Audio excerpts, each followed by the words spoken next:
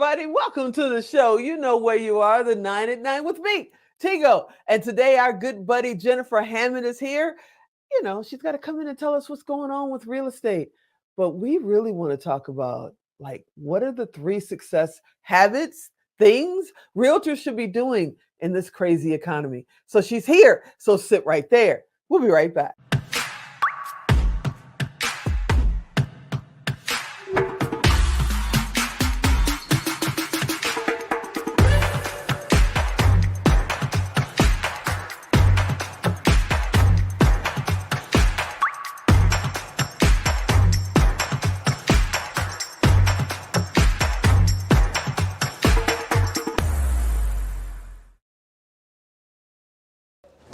Boys,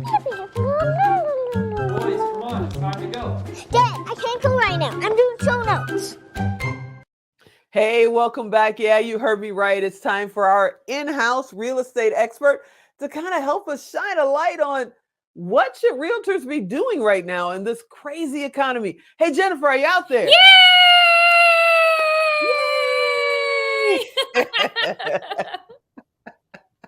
I'm here. How are you? I'm great. I'm fantastic. I got to tell you, though, this real estate market, boy, it's topsy-turvy. You know, we thought for sure, like at the beginning of this market, it was so hot with multiple offers. And now this real estate market, oh, has it changed? It is so different than it was. It is now coming to a buyer's market, but still, we got high interest rates. We got some really interesting challenges because we still have low inventory in a lot of places. But that inflation, it is crazy, going up. So as real estate agents, we have to be sharp. And so today we're going to talk about those 3 secrets, yay, to success. All right. So what are the 3 secrets? Because I know you're practicing them. So what are the 3 secrets to success in real estate for a realtor right now? Right now, one of the key things is communication. And this, you might just think, oh my gosh, everybody communicates, right? Well, there's 3 parts of it. And so I know we just said there's 3 things, but let's talk about communication and break it down into 3 parts. Number 1, not enough communication. This happens all the time. You don't communicate. So like, for instance, Tigo, if you're selling a house and you don't ever hear from your realtor, it goes week after week. Oh, wow. And you don't hear anything, and all you're doing is watching the news. That's horrible. And that happens. It's bad. Bad. Wow. Bad behavior. And then number 2 is too much communication. You also have the realtor who's like text messaging you and emailing you and doing way too much communication. And one of the things is about that is you have to really feel, what are people interested in? Are they interested in a once a week update? Are they interested in, getting a daily update? Are they wanting it on the hour? We call that the ASAP. Ooh, on the hour. On the hour, literally. And I've had clients who want that on the hour. They're really interested in getting that kind of updates because they don't want to miss a thing. They don't want to miss a new listing that came out or miss a hot deal. So you have to make sure that you are in the same communication as they are. And then number 3, when we have 3 parts of the communication, is what kind of communication? Are you communicating with them in the right way? Like you and I, are you going to communicate with me via text message? I have clients who are downright offended if I text message them. And then I also have other ones who say to me, if you call me, you better not even leave me a voicemail. And if you call me, it better be an emergency. Otherwise, I expect a text message or an email. Wow. Good grief. I mean, so when you're dealing with this kind of stuff, I mean, this economy is going, I just watched the news the other day and they were talking about a mini recession. And I'm going, how can you be in a mini recession next year? And they're saying it's not going to last long. It's just a mini recession. I'm like, okay, I believe that. How do you handle that? How do you shift from, I'm dealing with all these offers and I just can put a house out there today and it's gone tomorrow, to, wait a minute, what do you mean we have no offers today? We have no offers this week. How do you handle that emotionally? Because that's got to be crazy for you. Because you guys work on commission. It is. It's so crazy. But the biggest thing is you have to stick to the facts. how many listings Okay. are, what is the actual market update, meaning how much is sold for $500,000, how much is sold for, in the 250 range or over $1 million. You need to really look at the facts of what's happening in your market, because like you might say inflation is tied to, what are you going to measure it by how much a gallon of gas costs? Or like as a real estate agent, you need to know your market and not what the headlines are saying. You need to know how many houses are on the market in this neighborhood versus that neighborhood, in this price range versus that price range. If you don't know the data, if you don't know the facts in your neighborhood, then you're not actually be able to communicate the truth. So is it a recession? Or is that just a whole lot of the news trying to make it more than it is? Yeah. Yeah. Interesting. And does it change according to, like, is this across the country? Yeah. Or is it just, on the East Coast, on the West Coast? Is the Midwest fine? Well, this is what I tell you, is it changes neighborhood to neighborhood. So yes, the West Coast is different from the East Coast in the fact that it's very important to know, like even in Washington, D.C., whether you're talking about DuPont Circle neighborhood or Capitol Hill neighborhood, those are very different markets. And so you need to be sure that you are actually looking at those different markets and looking at them for how many new houses have come on, how many went under contract in a week, how many of them it took over 30 days. Look at the actual data. So you're comparing apples to apples. So then if you go out to San Francisco and you look, well, what about this neighborhood versus the next neighborhood? Maybe it's a waterfront neighborhood. And you actually, again, are looking at how many houses are coming on the market. What prices ranges are they coming on? How fast do they get an offer? Are there multiple offers? Those statistics in those neighborhoods, and quite frankly, it's the most recent. What is it? Janet Jackson says, "What have you done for me lately?" What have you done for me lately? The same thing in that market. What is your real estate agent? What have they done for you? Have they given you the most updated? Today, it's the daily updates. Did you find out today we got 7 new houses that went under contract in this neighborhood? Do they know that? What price ranges are they in? Anyway, all of this is critical to being able to kind of go through the highs and the lows of whether it's a mini recession, a huge recession, whether we're going into a depression, or what's happening. Let's not even use the D word. No D word. Let's not use the D word. Okay, so number 1, communication, and that has 3 parts. What's number 2? Number 2 is before he cuts us off. So this is what we're kind of tired of talking about. This is you need to daily be talking to your neighbors, your friends, and actually ask for the business. Because a lot of times realtors just assume, well, they know I'm a realtor, they'll just contact me. No, you need to ask. So that's number 2. So number 1 is communication. There were 3 parts of it. Number 2 is ask. You need to ask all of your neighbors, everybody, for that business. Ask for the business. Don't just assume they're just going to send it to you. And number 3, most important, get a mentor. Every one of us has a mentor, and not to have a mentor at this point, because this is when people go, oh, I can't afford a mentor. It's just going to be too expensive. And I got to tell you, and I know, Tigo, you have mentors. We all have mentors. Yeah. Every single one of us. Elon Musk, he has mentors. Everybody has mentors, right? I wonder who Elon Musk's mentor is. Probably Santa. No, he's got mentors. I know. Isn't it true that the homeowners may be thinking it's not the right time to go on the market because they are talking recession and all that? So maybe that realtor could go in there and kind of ease their mind and their stresses too, right? And the only way that you do that, you're absolutely right, Tigo. The only way that you do that is with real information. So to go into that seller's home and to tell them that it is not a recession or it is a recession, you actually have to know the numbers of that particular neighborhood, that market, and what's happening, as I was saying today. But you need to know, like, what things are going under contract. Are they having offers today? But also what's happened in the last 30 days, the last 90 days. This is not a time when you can go, oh, well, we'll look back 6 months ago, because 6 months ago, completely different market. World. Yeah, it was a different world. And then trying to project from here what's going to happen 6 months from now, you pretty much can't do that either because it's nothing. The norm is gone. Yeah. right? No more norms. All we got to do is keep taking it day by day and look at all the indicators in the market. And there are so many indicators, and you just got to be the best.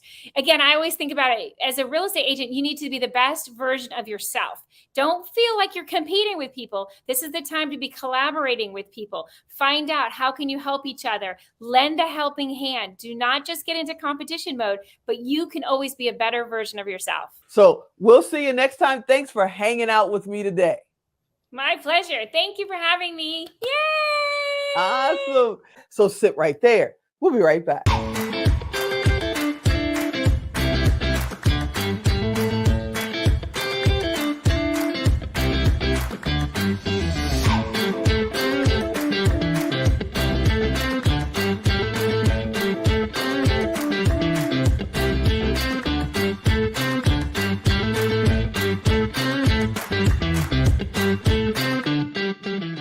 And if you're watching right now, you know we got an amazing expert coming up today.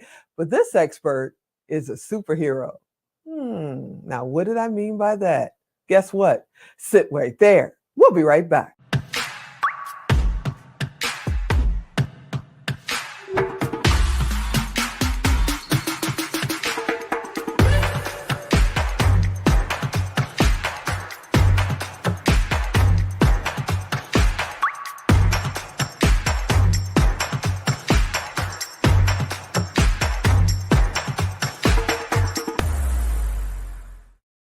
Hey, yeah, you heard me right. Superhero. Well, let's just say she's on a superhero journey. Valerie David is here, the Pink Hulk. Hi. What's happening, Valerie? Hi. Thank you so much for having me. It's an honor. Thank you so much for being here. Okay, we got to kick it off because I said you're a superhero, and I know you're on the superhero journey, but the Pink Hulk? What's that mean? Yes, the Pink Hulk is one woman's journey to find the superhero within. And it's my one woman show, award-winning show that I've done all over the United States and in Europe and Iceland, Finland, Sweden, and England. And it's my chronicling of my inspirational, motivational journey of becoming a 3-time cancer survivor. First of lymphoma, and then breast cancer again, stage 4 metastatic breast cancer with no evidence of disease. So it's, and I want people out there to know that we all have a superhero inside of ourselves, and we have that inner superhero to fight any adversity in life, not just cancer. And that's why the show has resonated, because it's more than just cancer. It's about fighting back any challenges and having hope. And the last line of my show is never, ever, ever give up. And that's the message amazing. that we have for this show. You know, we've had my business partner and best friend, we lost her to breast cancer. We've had breast cancer around us, some kind of cancer around us for years and years and years. And the hardest thing of all of it, besides the chemo and that red devil, the hardest thing of all of it is keeping the mind right. You know, how do you do it? How do you keep your mind focused on the goal of getting better and getting back to you? Well, I think the greatest thing that's helped me is empowering myself. And I want to tell people out there to be your own best patient advocate. Speak up, make sure you have a team of doctors around you that believe in your survival and that they are behind you 100%. And I've been very lucky with that, having family and friends rally around you, the doctors. And I also say to never, ever feel ashamed to get help. And I think that, and I know for myself, I have this Hulk persona, the superhero beyond DC and Marvel. I have my own superhero squad. And, even the Pink Hulk gets frustrated and down.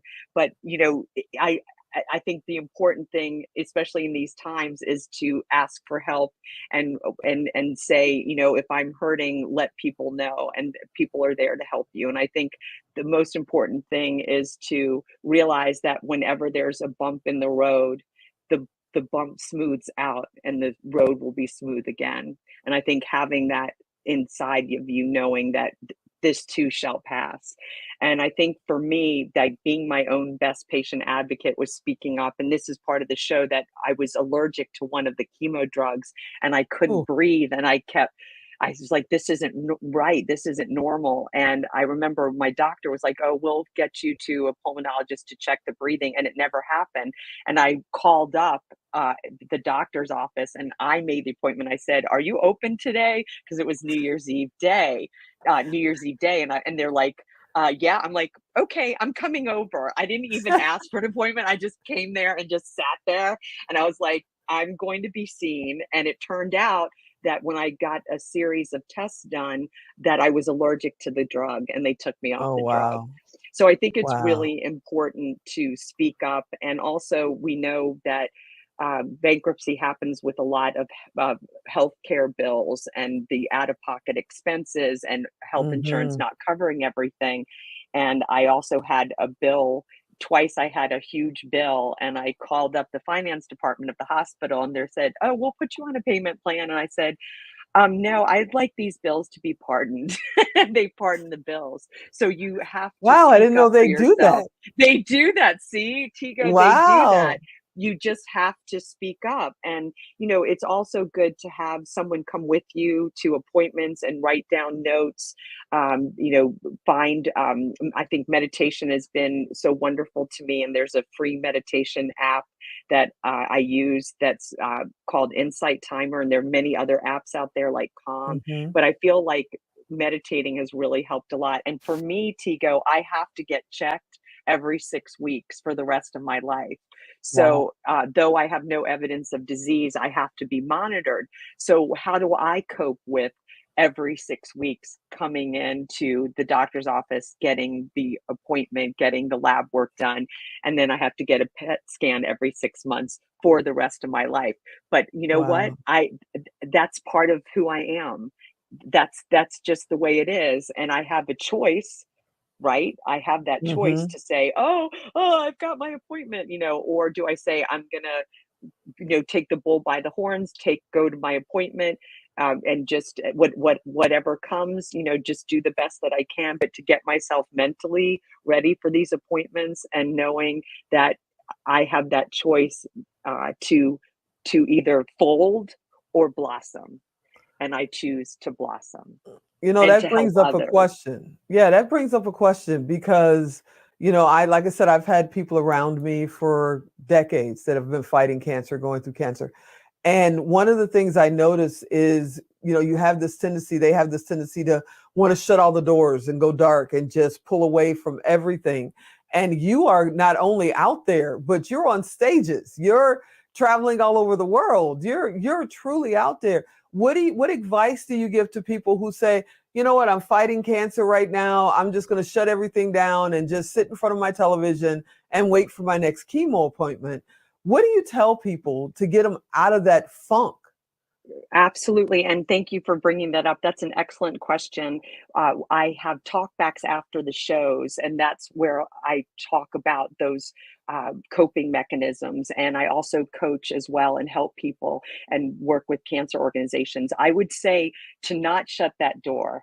Keep those doors open and find funny things, watch funny movies, watch Mhm. funny TV shows, do something you love, pick up a hobby, whether it's knitting or start reading books, start like I love improv. And even while I was in treatment, Tigo, with in between chemos, and when I felt well enough, I actually performed improv with a scarf on my head and no hair. I just do things that you love and don't let things stop you. If you can just find something you love to do and do it, paint, write, do improv, find a physical activity that gets your mind off of things, reach out for help. There's plenty of support groups and one-on-one counseling that's out there for all cancer patients. So I think that if you just keep that positive mindset, meditate, and I still do that. I meditate twice a day. So just to keep that positive attitude and keep positive people around you, that's also things. So sit right there. We'll be right back.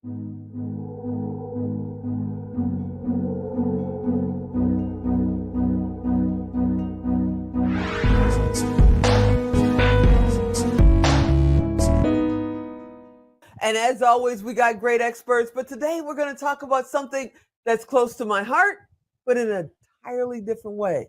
Today we're going to talk about syndication. But in my case, it's not about television. Dr. Hoa is here. Sit right there. We'll be right back.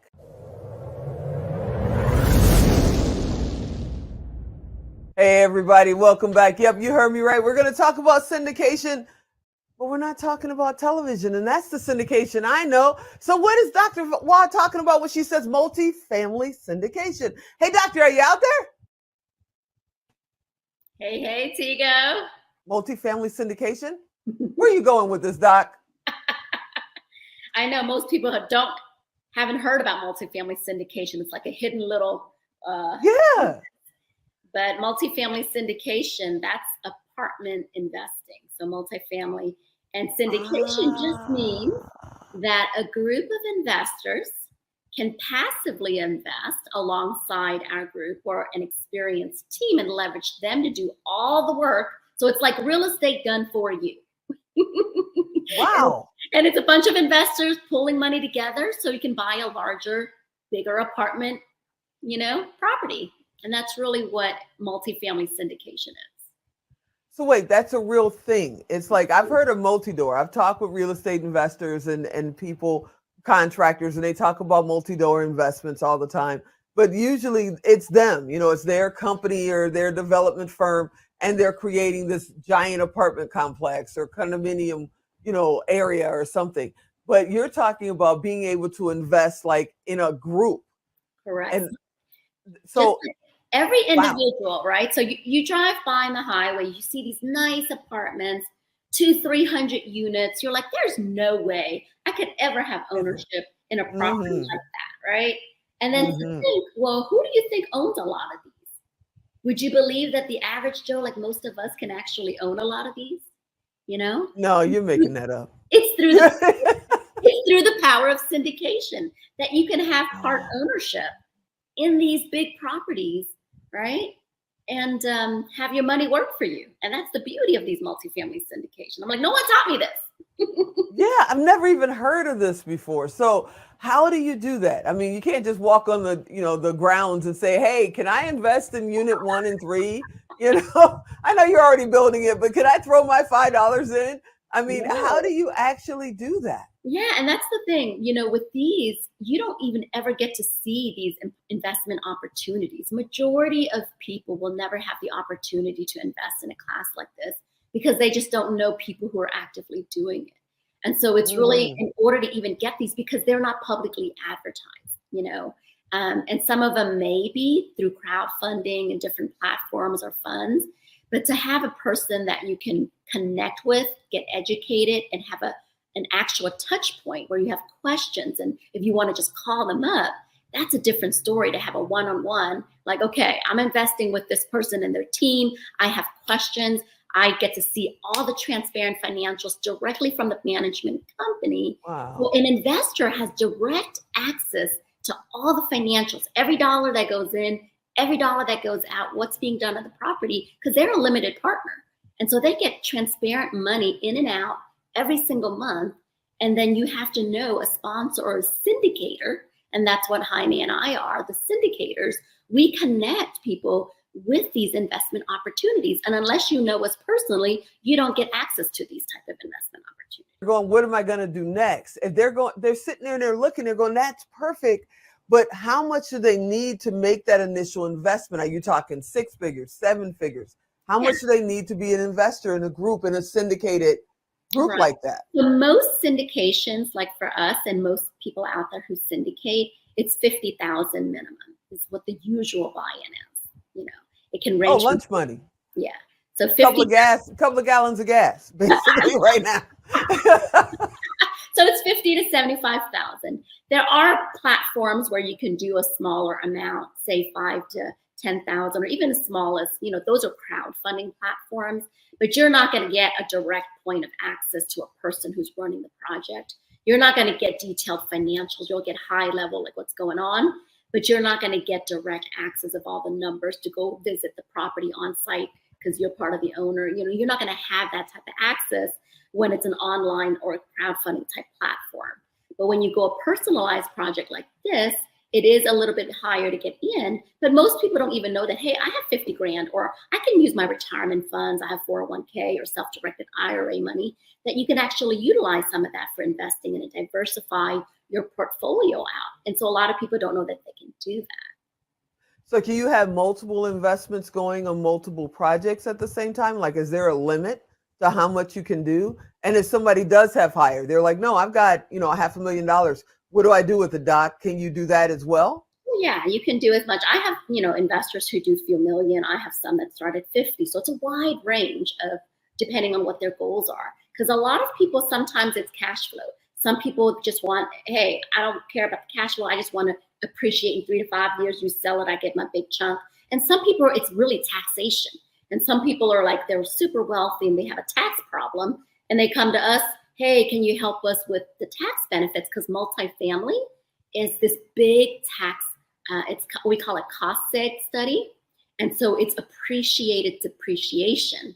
And so you get all of that in the first year. And so most asset classes don't get that. And that's why the multifamily space has been such a hot pocket once people understand how it works and they talk to their CPA and they strategize their situation. A lot of people are now getting more into the space once they get educated and know how it works. See, do y'all see now why she's our now honors businesswoman of the year for 2022? She rocks. That's why she's our now honors businesswoman of the year. Okay, so do you need licensing? You're talking about real estate. Do you need to be a real estate broker, a real estate agent, a real estate mortgage broker, any of that stuff? Or can you just be the average Joe? Like Tigo can come and say, hey, doc, which I'm probably going to do. Right. Hey, doc, how do I jump in? Can right. Anybody do it? And so with the passive investing, you don't have to have any licensing. There's 2 types of investment classes that the SEC, which is Securities Exchange Commission, there's a 506B and a 506C. A 506B is majority of what we do. And a 506B means you don't have to be an accredited investor. You don't have to show us your financials. You don't have to show us anything.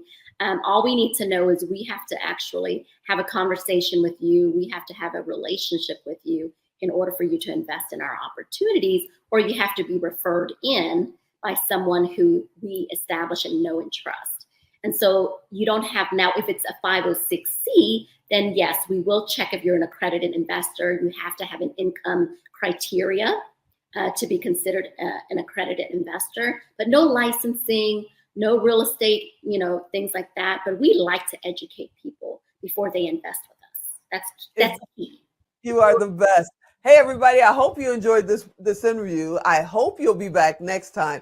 And as always, I'm Tigo. I'll talk to you next time.